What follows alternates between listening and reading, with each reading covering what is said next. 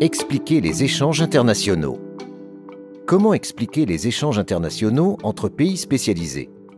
Chaque pays est caractérisé par une certaine dotation factorielle, c'est-à-dire une combinaison de capital et de travail pour produire. Par exemple, l'Allemagne est caractérisée par une dotation factorielle qui utilise intensément le facteur capital, alors que le Bangladesh a une dotation qui utilise abondamment le facteur travail.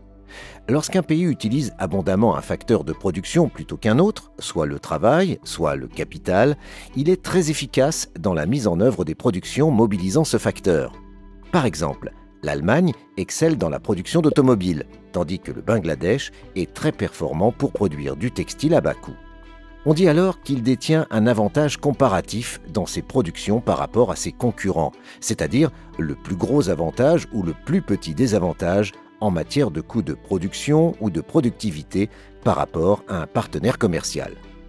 En se spécialisant dans les activités pour lesquelles ils ont un avantage comparatif, les pays abandonnent les productions dans lesquelles ils sont peu efficaces et développent celles dans lesquelles ils sont très efficaces.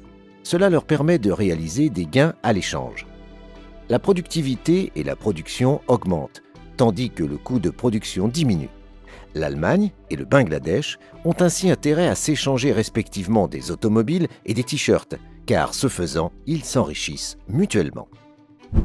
Comment expliquer les échanges internationaux entre pays comparables? Une partie importante du commerce international concerne cependant des pays similaires. Plusieurs facteurs permettent de l'expliquer. Tout d'abord, ces échanges peuvent être le résultat de la différenciation des produits. Les pays comparables ont ainsi tendance à échanger des produits similaires mais différenciés. On peut prendre pour exemple l'échange d'automobiles entre pays ayant des dotations factorielles comparables.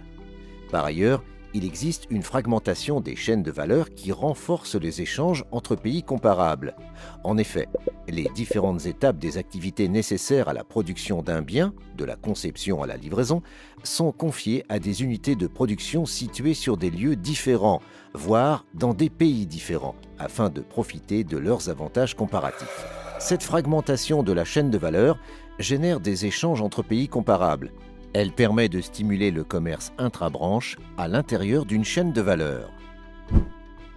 Pourquoi un pays exporte-t-il plus ou moins?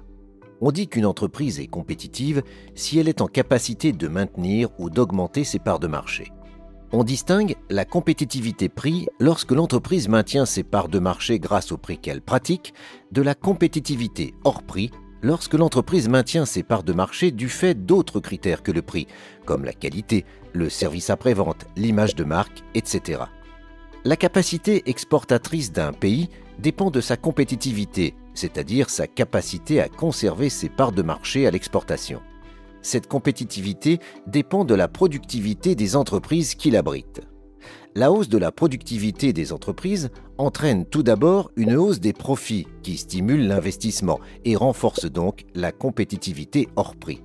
Cela entraîne une hausse de la demande extérieure qui stimule les exportations.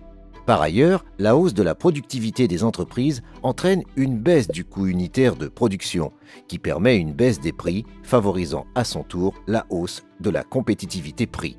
Cela entraîne à nouveau une hausse de la demande extérieure qui stimule les exportations du pays.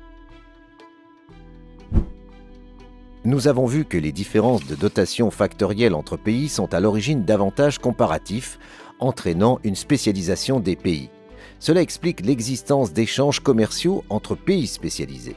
Cette spécialisation procure des gains à l'échange à l'ensemble des partenaires. Par ailleurs, les échanges entre pays aux dotations factorielles comparables s'expliquent par l'existence de produits différenciés et par la fragmentation de la chaîne de valeur. Enfin, la capacité exportatrice d'un pays dépend de la capacité de ses entreprises à augmenter leur productivité, ce qui leur permet d'améliorer leur compétitivité prix et ou hors prix.